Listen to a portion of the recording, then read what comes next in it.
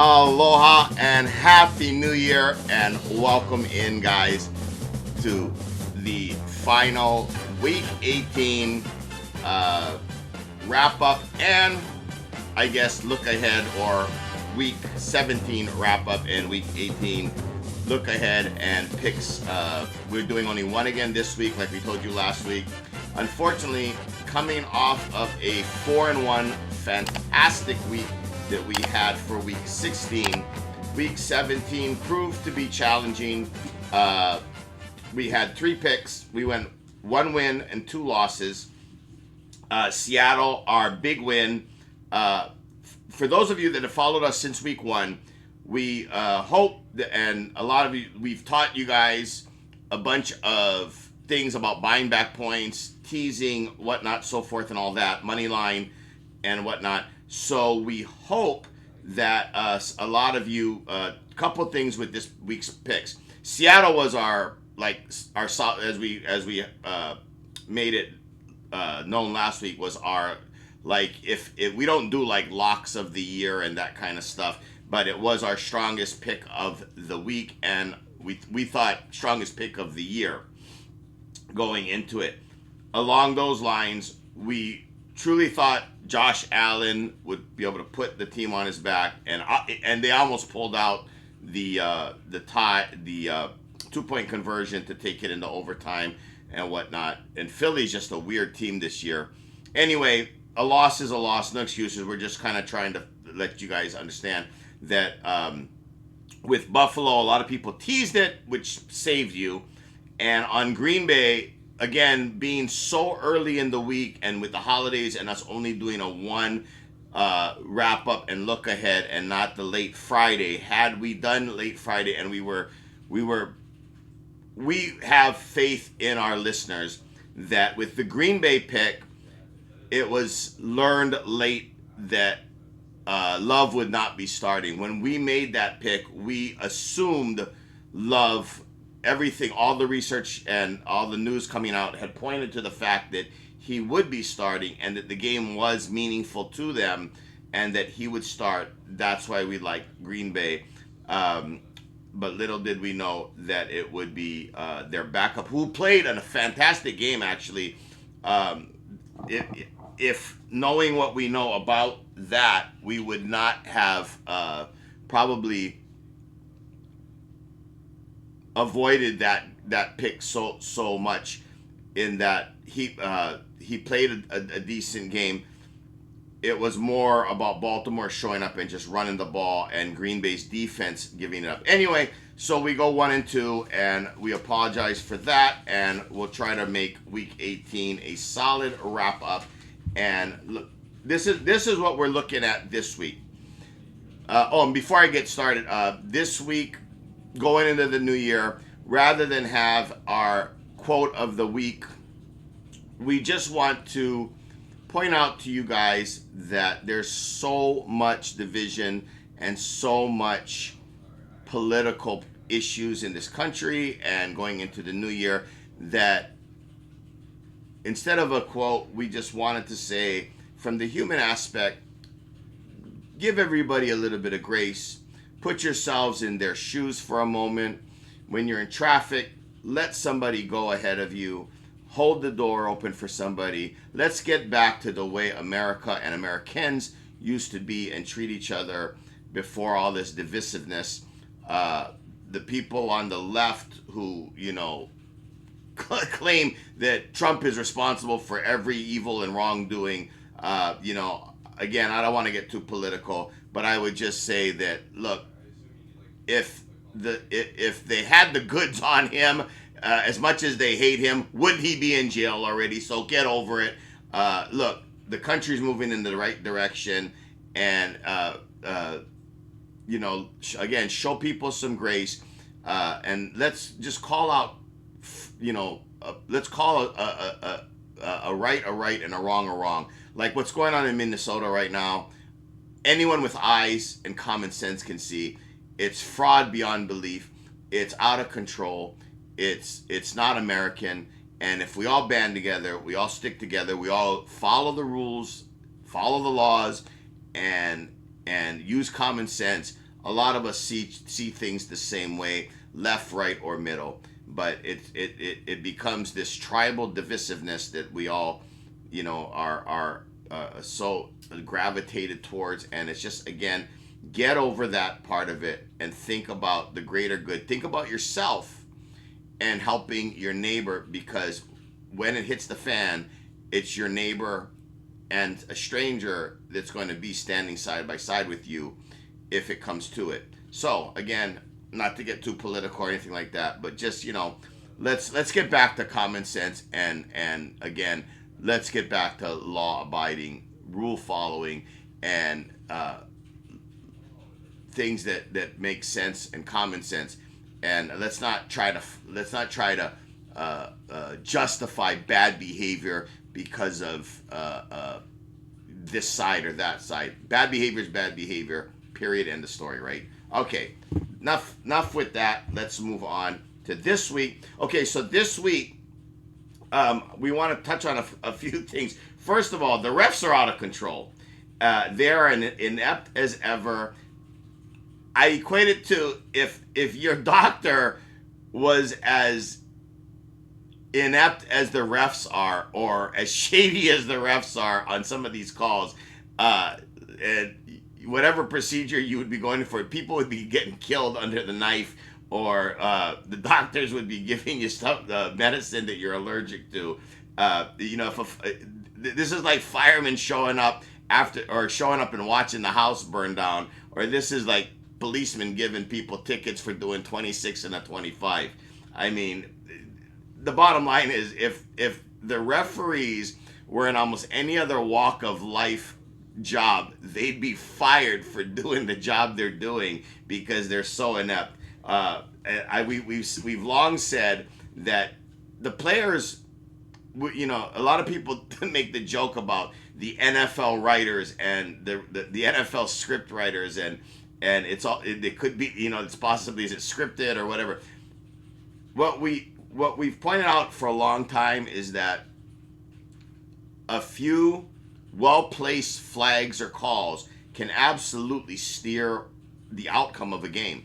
The worst team against the best team, if you're on a goal line stand and they got 3 chances to get into the end zone, but I do an illegal contact in the end zone, or a legal man downfield, or in the end zone, something innocuous or very judgment call type deal, especially holding or pass interference, that kind of nature, and I give them 3 more downs and then 3 more down, eventually they're going to get it in the end zone. And so even the worst team can beat the best team with a little bit of help from the refs. And so my new, one of the things we're striving for on our Instagram is, as we watch each game, the real egregious ones, we're going to call it out from now going forward, and as much as we can, because we feel that if people like us and everyone else does that, it'll put pressure on the NFL to get it right. Again, we go back to, if you go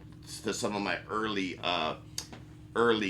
posts, we've talked about having ex-players, retired players, become full-time refs, and again, and even them knowing what they know, and with the better eyesight and the better physical condition and all of that, being full-time, and then they would be held to a higher standard where there's a review each week, and if a guy gets something wrong once here or once there, they're put on notice, but over and over and over again, it's documented, and eventually they're just fired because they're no good at what they do. And it's affecting the outcome of games, but more importantly, it's costing people jobs, it's costing families. I can't even imagine coaches, assistant coaches, trainers, and whatever being fired after a bad season, like in Atlanta, let's say, or like Pete Carroll recently in the Las Vegas Raiders, which deservedly so. He did a poor job this year, and I love Pete. I think Pete did a really good job here in Seattle. But people sometimes are losing their jobs over non-calls, bad calls. I find it funny how the Rams are still crying about the 2-point conversion with Seattle, when it was the Rams who got into the Super Bowl because of a pass interference against New Orleans in the NFC playoffs. You go back, everyone who knows football knows what I'm talking about. And it was because of that call the next year, they did the whole coaches challenge, and they could challenge a pass interference because it was that egregious. And of course, that lasted for a year because they realized that coaches were showing too much bad calls from the refs, and the refs weren't being able to control the outcomes. So again, it's a problem in the NFL with the referees. I don't know what else to say about it. Everyone that watches football regularly knows, no matter what side we're on, whether you're on like the Rams and the Seahawks game, nobody wants to see bad calls. We just want them to get it right. And a lot of times I see where they throw the towel, the laundry, right? They throw the flag, get together, they discuss it, and they pick it up, wave it off. Okay, I don't have a problem with that. My old stance used to be like, well, you saw something, so clearly you threw it, but from your angle, maybe it looked like, but then other referees and the crew got together, and it's like, well, what did you see? And they're discussing it. Well, I saw the guy, grab, and another guy, another referee's like, well, no, it looked like it, but from my angle, there was actually no contact. Bottom line is, we don't care that they take an extra 30 seconds. And then with the quick review now and this video review, how do you miss some of these calls? And how are they not calling down to the head ref going, dude, that was a horrible, like no one moved. Like I saw an offsides this past week where the defense clearly jumped, and no one on the offensive line at all moved. It was as clear as, I mean, we watched it 8 times, and they called off offensive false start. It's crazy what it's like, and it's like with the video, New York and everything. It's like, refs, you guys got to get it right. In this day and age with social media, there's too many of us watching, and the more of us that are watching can call it out, and eventually these referees. I'll take you guys back to the idiot referee that now is getting rewarded for his stupidity. The guy with CBS, Gene Steratore, when he sticks the index card in between the ball and the flag, that proves the point that there's space and that it's short of the first down. And they make the argument by him sticking the index card in the middle, trying to be a smart ass, that first down. And it's like, dude, you literally just contradicted yourself and he got rewarded for it by being, I don't know if he retired on his own volition, or if it was something they made him do because of all the stupidity that he got a little too big for his britches. He became big. He wanted to be known. Referees, we shouldn't know their names, but this guy started to build up a reputation and loved the spotlight and started making horrible calls and bad calls and stupid shit like that, to the point where he ended up retiring and going to CBS and getting paid 6 or 7 figures to sit there and continue to do it. So anyway, I feel like if enough of us keep watching, using our platforms to call out the either inept stupidity, ignorance, or corruption, it'll eventually catch up with them, and that'll be that. So enough of that. On another note, we're going into the playoffs, which we're super excited about because, again, we feel like I have right now on one of my apps with the ESPN, the college bowl games. And again, we didn't do college this year because it's just so time consuming, but we're over 90%. We can prove it. We have, that you can't fake that app or whatever. We're over 90% on our picks. And that's as of New Year's Eve, picking all the bowl games from the very first bowl game right before Christmas Eve through till we stand to this point. Where we end up, we'll see. but we're over 90% right now. We're in the 90 percentile of picks. And to that point is because we feel with the more data you have, right, the more accurate we can become. And when the games actually mean something in the playoffs, unlike in the regular season where there is referee shenanigans and, you know, maybe a player or two, this or that, whatever happens, the playoffs are a lot more dialed in and is a lot more predictable to who's going to win. Then it's just a matter of dissecting the point spread to see where the number's falling.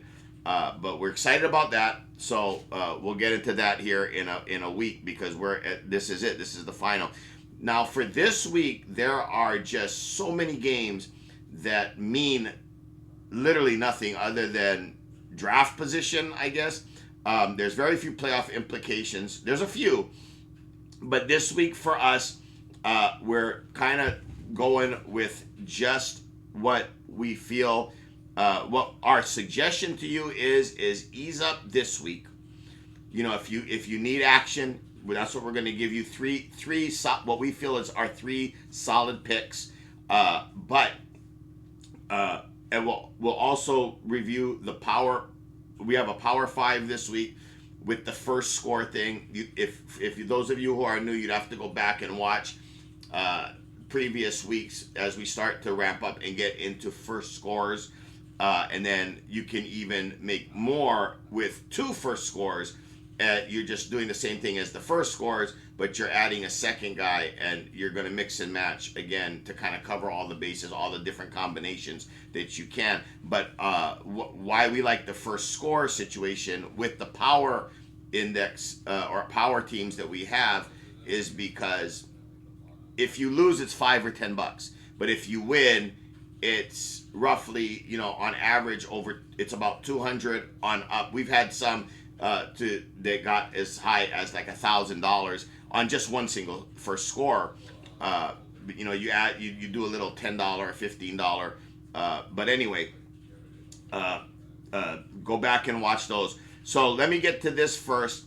Again, we went 1-2, 1 win, 2 losses last week, and then we also had 2 underdogs that we suggested you could mix and match some parlays with. We went 1-1 on those as well. Unfortunately, we misread Las Vegas. We hit Chicago plus the 4.5, but the Las Vegas Raiders were just we did not realize that they were going to sit Max Crosby or strategically remove Max Crosby, and they put the tight end on injured reserve.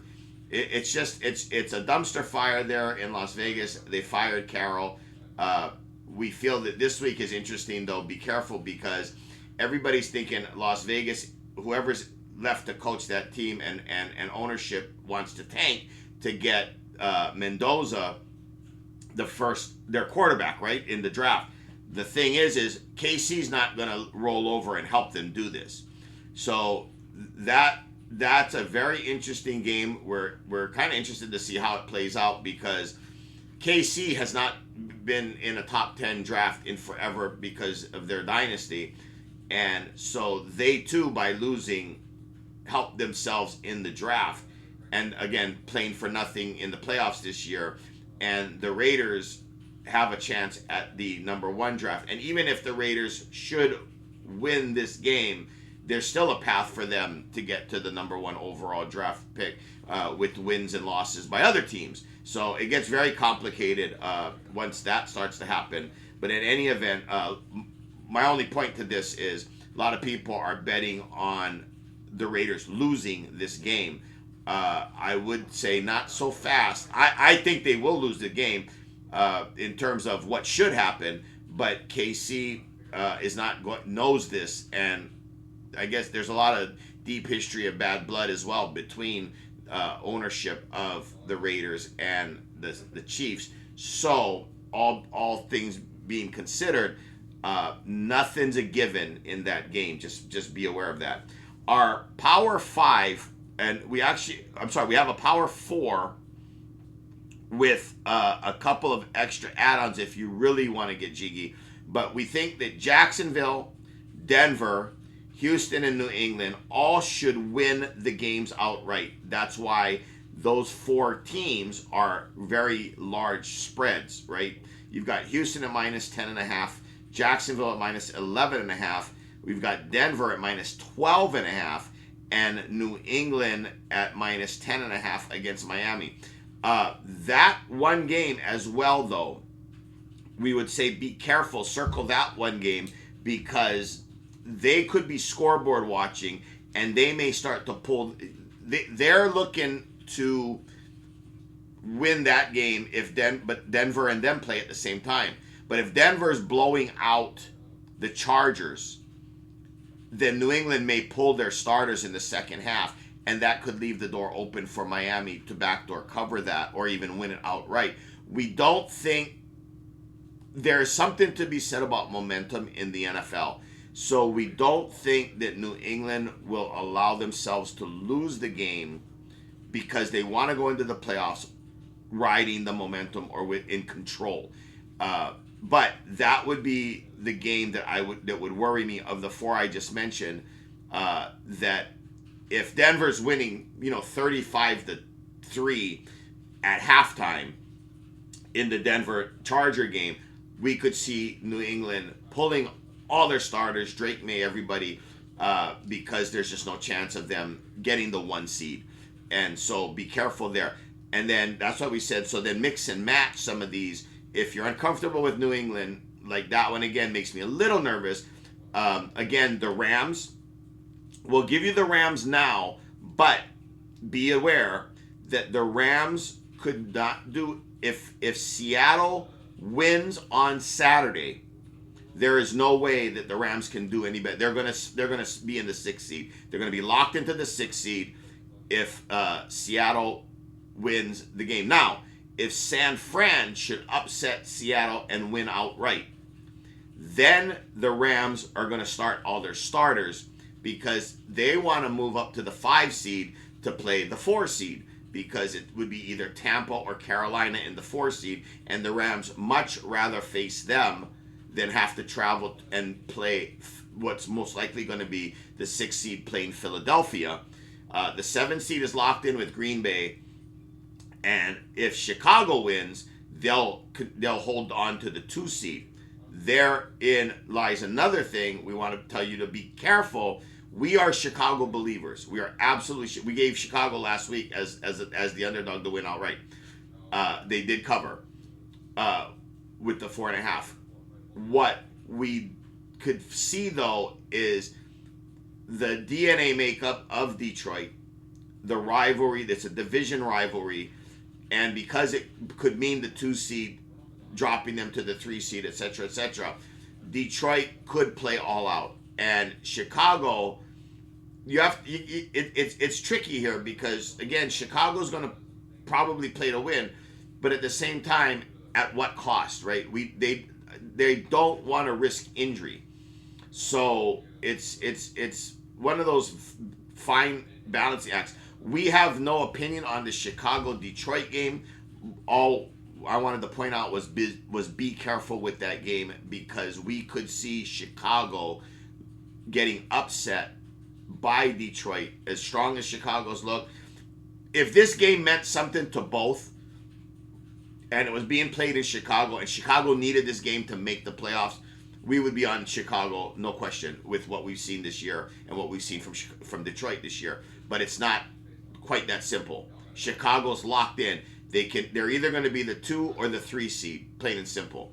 I don't think that they care that much in relation to risking injury to key players like Caleb Williams, right? So, and again, Chicago's defense, as you saw last week in the shootout with San Fran, they're opportunistic. They try to create turnovers.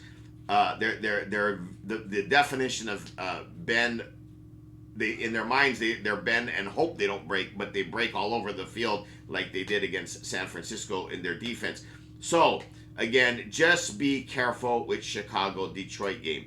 The anyway, the power four that we believe should win outright, not with the spreads, but the power four, and then you add one first score, and $5 should get you around 200 or and up for parlays. Is Jacksonville, Denver, Houston, and New England, with outside two other teams being, again, the Rams if San Fran upsets Seattle, because you know you're going to get the Rams' best effort and starters on Sunday if San Fran wins. But if not, I'd scratch the Rams off and not use them.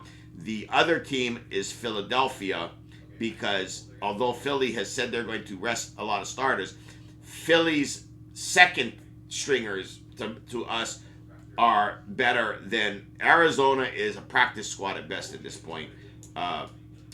So it's one of those. I'm sorry, not Arizona, Washington. Washington, well, Arizona as well. Washington is a shell of themselves at this point, and we think that they're, looking towards next year's draft already. They've had their season basically got blown up early on this year. So Philly should win that game outright. Cover is another story, but the Philly should, all things being equal, Philly. And again, with momentum, we don't think any of the playoff teams are looking to lose going into this final week. So even with the Rams, even with their second stringers in and all that, again, Arizona being as bad as they are. But anyway, with the Rams, we would only consider them if San Fran beats Seattle, and then Philly is an outsider 5 of the power 4 we started off with, again giving you. And I would just stick with me personally. I don't see a problem. Jacksonville, Denver, Houston, and New England. Yes, New England, it could matter in the second half, but again, you're not laying the 10.5. All you're doing is they need to win outright, and we think that they can do that given enough lead, because the defense is going to be playing for pride as well, and to finish off the season strong. All right, getting to our 3 picks this week, and there's going to be one little curveball, which is one of the 3 picks is going to be what we're going to dip our toe in again, as we did. We gave you one college pick this year so far, and it won going away. We gave you Ohio State in a game earlier this year, and they won easily. It was a nice win, easy cover.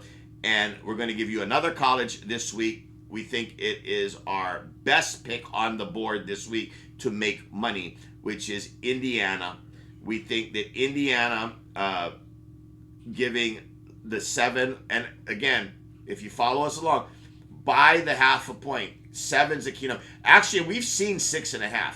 There actually is a strong contingency of 6.5 across the board. Georgia's another one that we love. I'll tell you, for the big games, we like Ohio State to win. We're iffy on the 9.5, so we're betting Ohio State money line. We don't like laying 9.5. It's a lot of points. Miami does have a really good defense. We think that Ohio State ends up wearing them down and pulling away at the end, and it probably up by 14 or more at the end, but there could be some kind of a weird backdoor late cover, so that's what scares us there.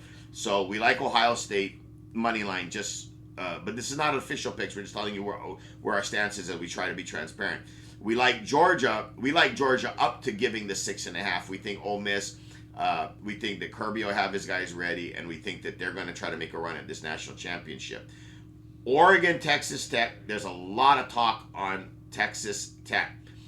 I can see what they're talking about. We favor Oregon at the money line. We don't like laying any points with this game. We think it's going to come down to, it could be a really tight game, but we think that Oregon just has so much speed, and we think that Texas Tech has not seen a team like Oregon this year, and that's going to be the difference, is they're going to catch them off guard. But Texas Tech does make great adjustments. So even if Oregon's winning by 21, we think Texas Tech is dangerous enough to find a way back. The problem is Texas Tech has a horrible red zone offense. So that's why, again, another reason we are leaning Oregon on the money line. But our official pick is Indiana.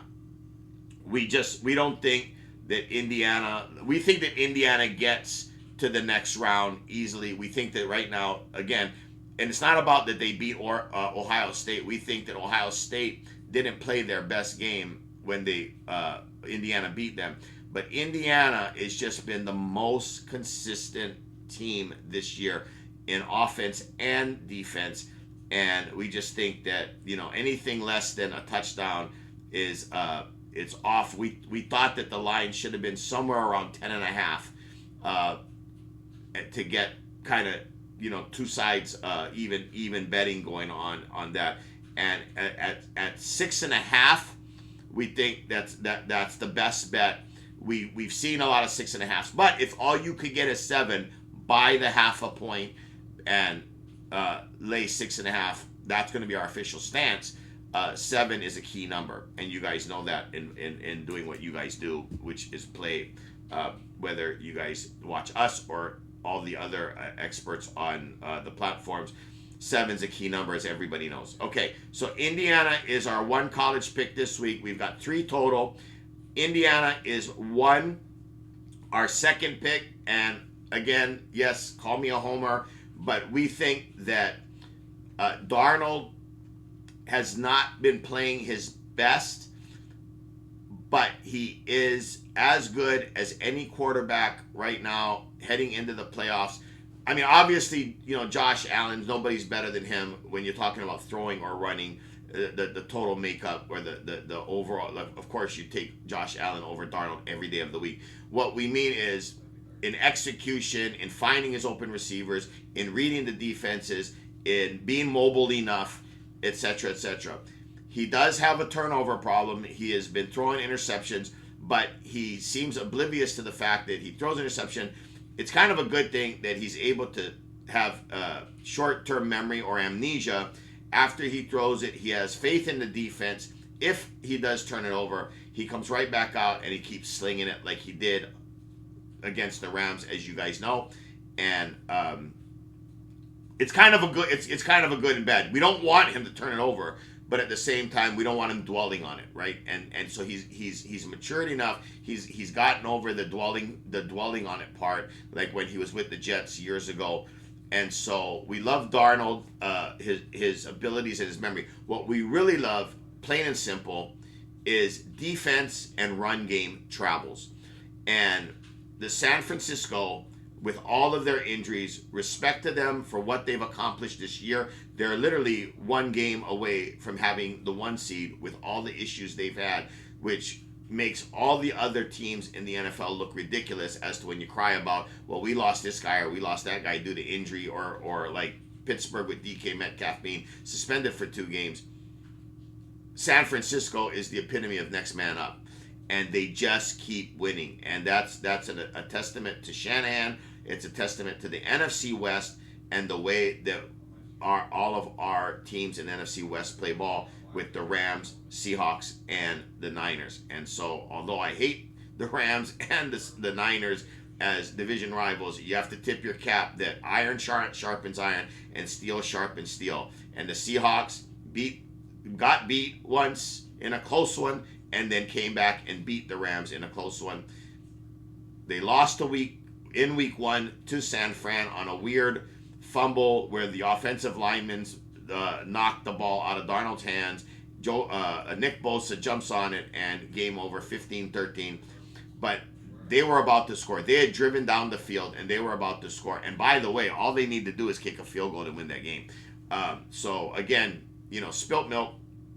But we think that the defense, if the referees don't get involved and make juiced calls in this game, all things being equal, even in San Francisco, we like the Seahawks. The wise guys seem to agree with us because the line opened up, San Fran giving 1.5, and it is flipped to Seattle giving 1.5, and that flipped Sunday going into Monday. So that was early and sharp, what they call sharp money. And so generally, if you have to be on one side or the other, you want to be on the sharp side, because the sharp side is generally the same side as the books. And when the books need something, it seems like it falls more in their favor more times than not. It's like a 70-30. The other thing we point out is this is really a game where it's turned out that a lot of the public are taking the points, rightfully so. You just watched San Fran do amazing on Monday night against Chicago, and now they're at home taking 1.5. And with this win, they would literally secure home field advantage until they're eliminated or win the Super Bowl. So again, I get it. I get why everyone is looking at San Fran, but we think that Seattle is the play here to lay the 1.5. What we would suggest is, because it's so cheap, because there is so much public money going on San Fran, and a lot of guys are doing San Fran money line underdog parlays and whatnot and so forth.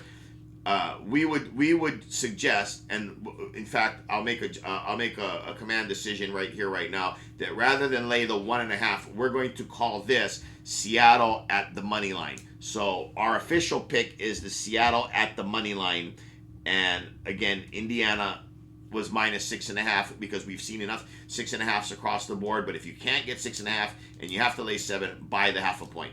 So Seattle at the money line to win outright is our second pick of the week 18, and our third and final pick is Cincinnati.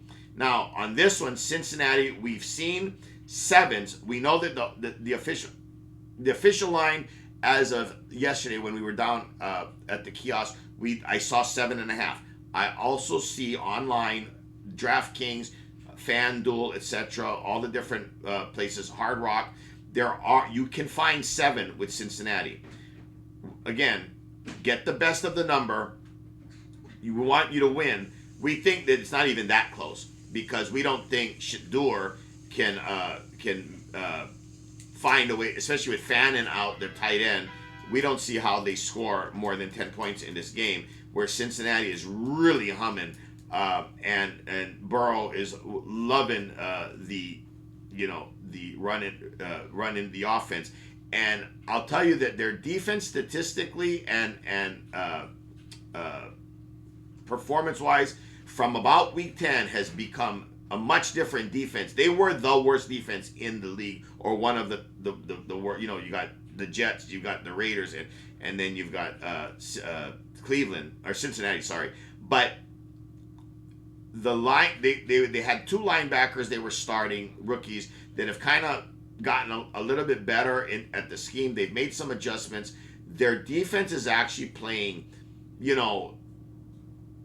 halfway decent, like 20 in the 20s, not the bottom 30s, but in the 20s. They're not even middle ground of the NFL. But Cincinnati has gotten much better at defense. From being 30th to 25th is a big jump, and they've done that. And again, with Burrow being able to, Jamar Chase, Chase Brown, the running back, you've got Yoshavas and T. Higgins if he plays. They've got the tight ends. They've got enough weapons that Cleveland is going to be after one thing in this game, we think, which is Myles Garrett to get his sack record, and that's it. And even there, I don't know. I personally don't like the guy because of the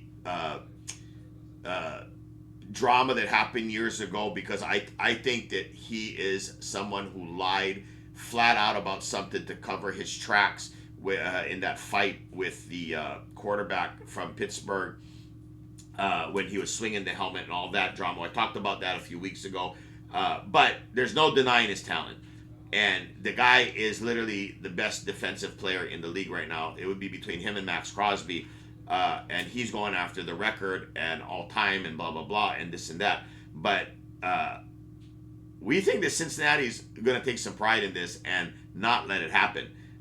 We think that, and that would be very frustrating for a guy like Myles Garrett, because he's all about him. He loves him some him, as the NFL player used to say. I love me some me. So anyway, Myles Garrett is going to be going after this sack, and Cleveland is going to do everything in their power to scheme it up to get him that sack.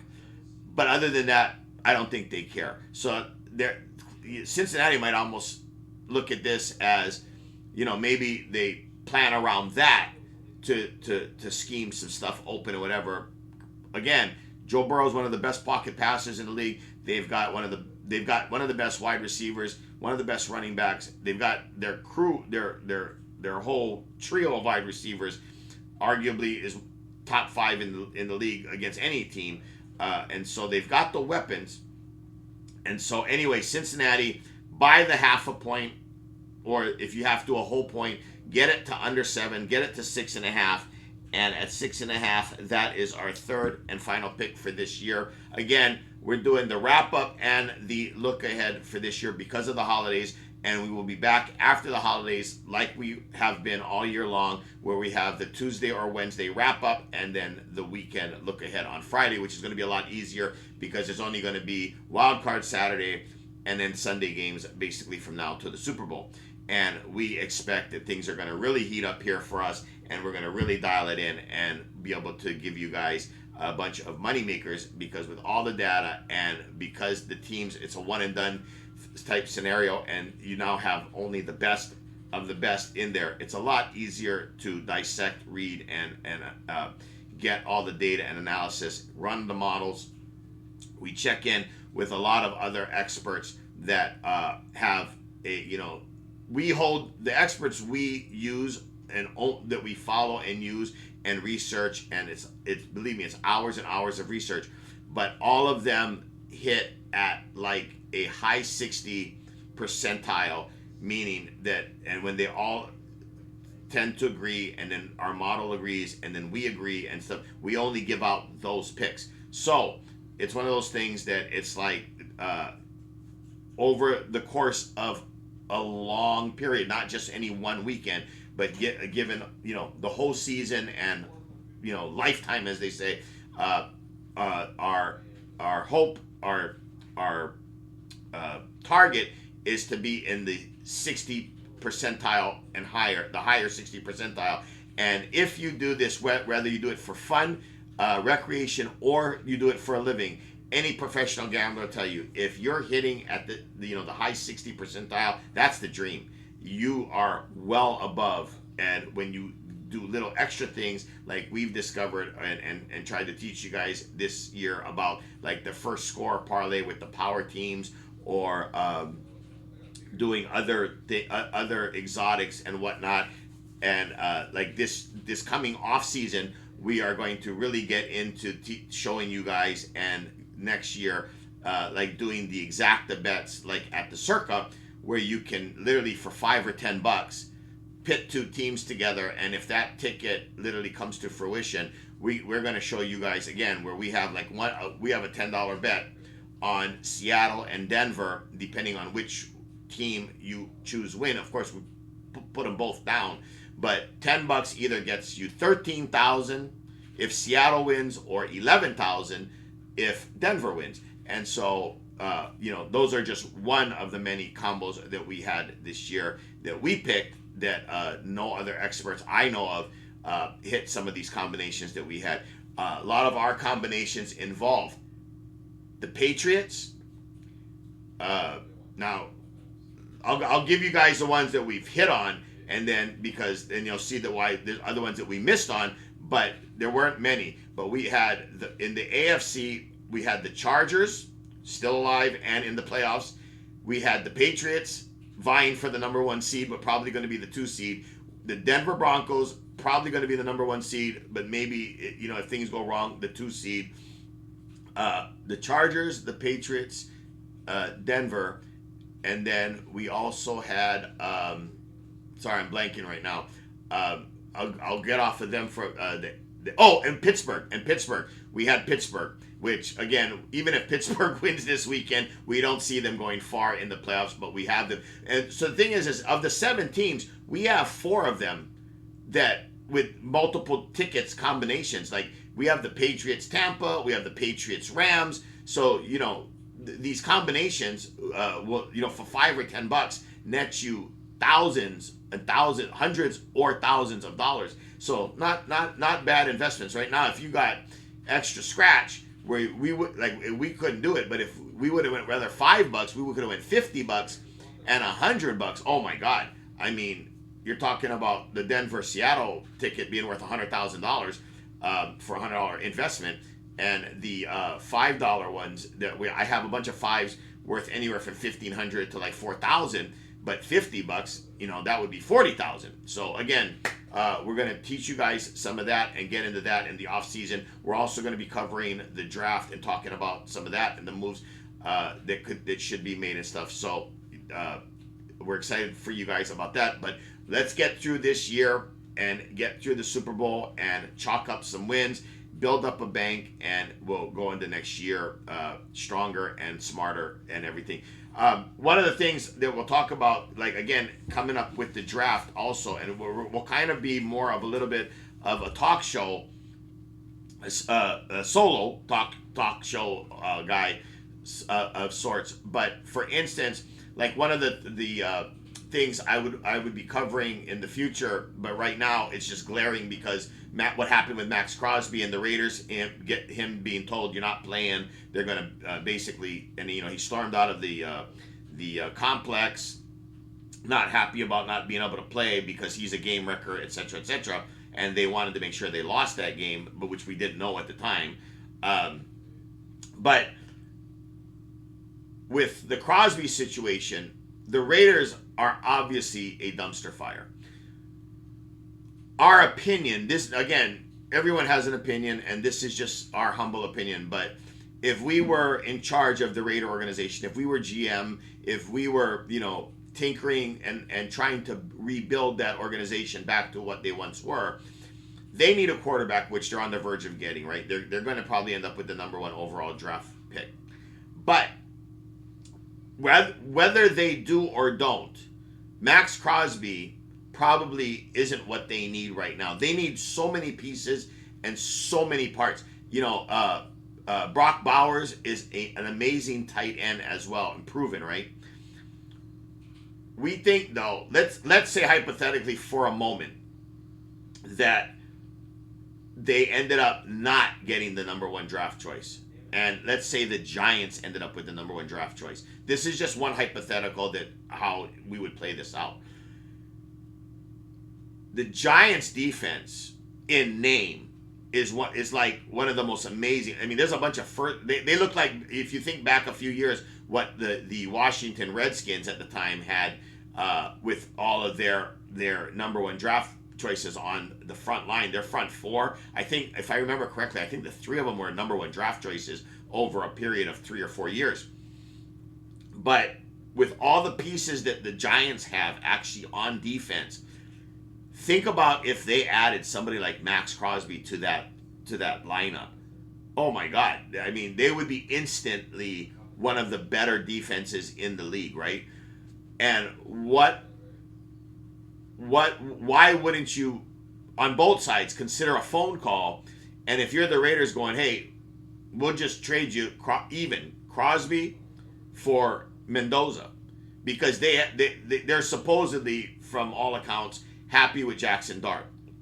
Now, if you're the Giants organization, I would argue that you have to look at taking Mendoza because of his build, because of his stature, because of his performance and whatnot, and that I would actually, depending on what you think about Dart and all that, and who's in the building and who does like Dart, who doesn't like Dart in the Giants organization, they may think about moving off of him. Now, their precedents being, think back to Arizona a few years ago when they did that back-to-back in 2 years picking quarterbacks, where they had taken, I can't think of the guy's name, it's right on the tip of my tongue, but they took a kid first round, moved off of him almost immediately, and went for Kyler Murray when the new coach came in. It's kind of the same thing, except with Mendoza, I think he's more proven. I think he's more polished. I think that one of the things is he's much bigger, and I don't think he's going to be in the blue tent as much as Jackson Dart. Now, again, nothing against Dart. I think that he is. I think that there's something there to develop. And again, you could argue that maybe Mendoza doesn't pan out to be Again, this is not an exact science. But my point is that both organizations are in the toilet right now and need to affect some changes. If the Raiders feel that Mendoza's the guy that they want to try for and go into the future with him, like Tennessee did with Cam Ward, Tennessee's not going to be vying for the Super Bowl next year without a lot of changes and help. Right? It's a process.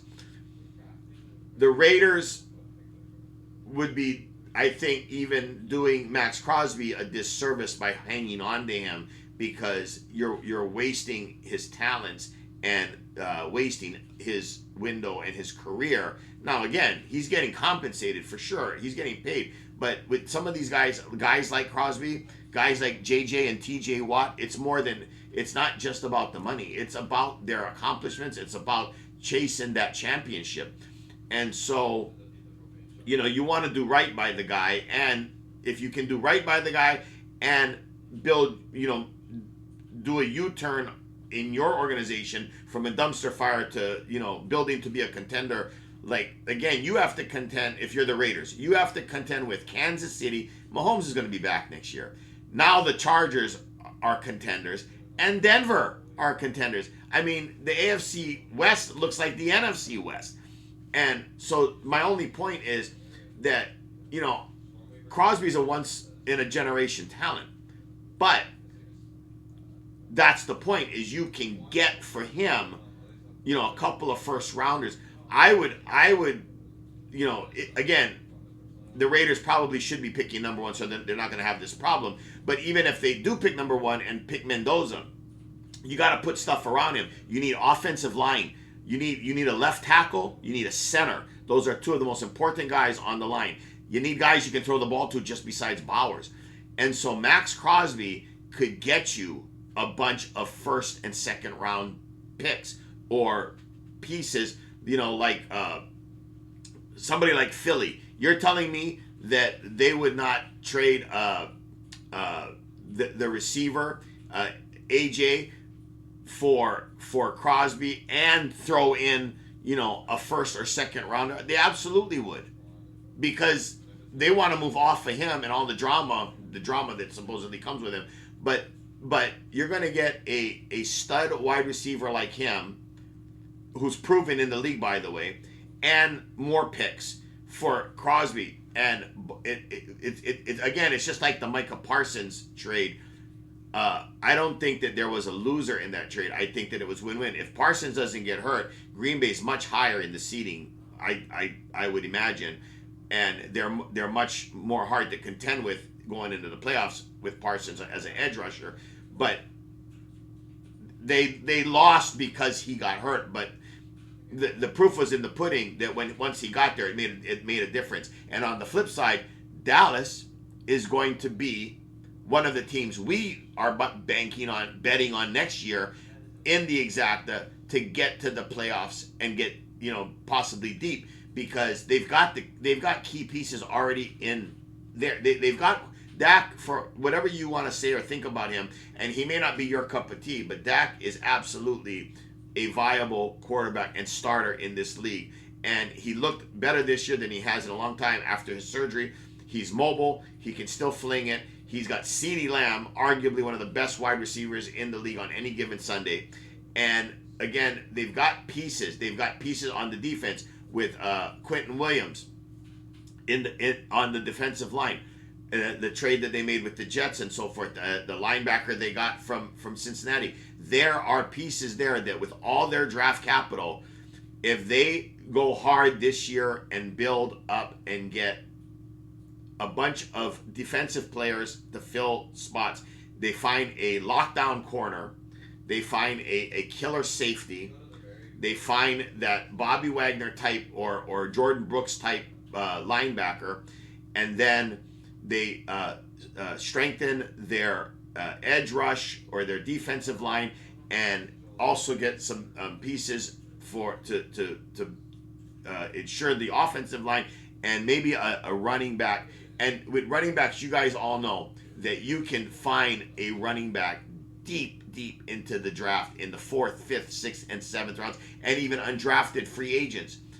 It's happened historically, time and time again. Every year it happens. So again, they're far, but they're close. And what do you need? You need the draft capital. You need the picks, and that's what Dallas did. And again, I not to go on too long, and we'll get into it over the offseason, but Max Crosby is absolutely a chip to get you many chips. He's $100 chip to get you a bunch of $25 chips. You know what I mean?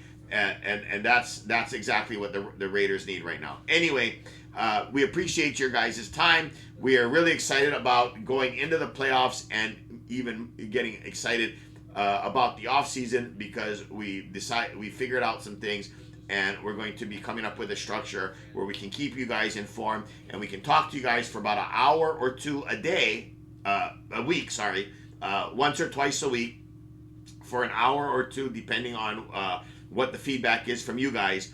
And it'll all be, of course, free, and we will just keep you guys well informed. Something for you guys to listen to on your drive to and from work, or definitely when you guys are on a bus ride, or doing dishes, taking a shower, mowing the lawn, whatever, with my beautiful voice, and you guys get to hear some analysis and some breakdown, and keep you guys in the loop and in the know. Oh, by the way, speaking of in the loop and in the know, not one but two guys for the Patriots. What the hell? I can't think of the other guy's name off the top of my head. Defensive lineman. He's facing now a misdemeanor, but it's a misdemeanor domestic violence charge, which kind of puts a little oomph to it.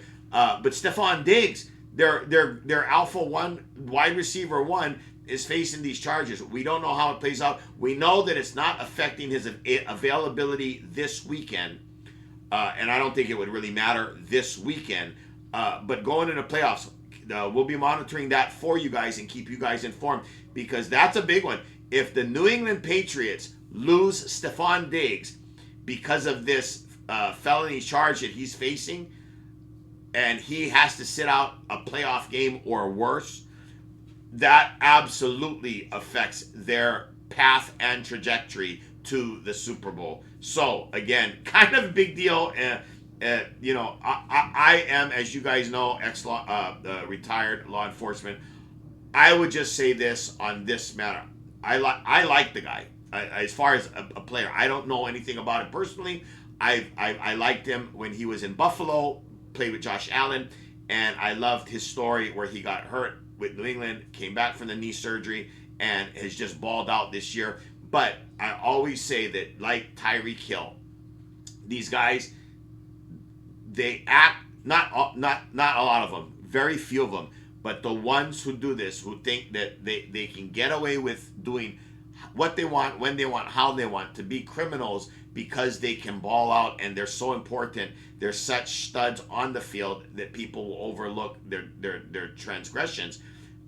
I don't buy it. I feel like there's always next man up talent. I always feel like Tom Brady. I always feel that there's somebody waiting in the wings that will take that person's place and show up and show out. And I feel like we all, again, like what I started with at the beginning of this post, wrong is wrong, right is right. And if you're wrong, and if, especially when it comes to breaking the law, especially when it comes to violence against women and children, that kind of stuff, again, I'm not saying that he did it. I'm just saying that that's what he's being accused of. But if there's proof that he did it, like if there's video evidence, like there was, remember when you have football players punching out women in the hallways of a hotel and it's all caught on camera. What more do you need to see? Let's believe them when they tell us who they are. And if there is proof, if there is evidence, if he is guilty of this, if a person is guilty of a crime, let's not gloss over it. Let's not help hide it because he can ball out on Sundays. People should be held to account, and we all should live by the same rules and laws. And if that person broke the law, then shame on him. And you know what? And his teammates should be mad at him because he, like DK, what he did with the fan, it was stupid. But he should have been much smarter and not even got into it with the fan, because all he did was screw over himself and his teammates with the last week's playoff game and this week's playoff game. I guarantee you, if DK's in the game against Cleveland, that I guarantee you that not that they would have won, but I guarantee you that game would have been different. And probably they'd be done, and this weekend against Baltimore wouldn't matter. Pittsburgh would already be in the playoffs. But because of his lack of thinking and his lack of foresight and his lack of maturity, he suspended a couple of games, and his team is left reeling and having to fight for their lives to get into the playoffs. So, enough with that. We'll wrap that up. Mahalo and aloha for a wonderful year so far with you guys. Not that it's over. It's just that we're going into the new year. We've got a ways to go to the Super Bowl, and we are going to start 2026 better than we did with 2025 because we expect to give you guys nothing but winners in the playoffs with all the extra data and every game meaning something.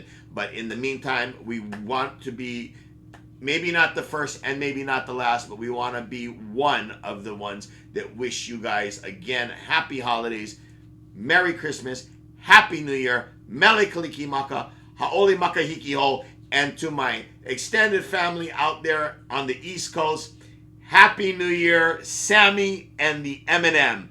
To you guys and the Bears. She's a big Bears fan. And hey, the Bears are looking dangerous to get to the playoffs. And I'll tell you guys one last thing.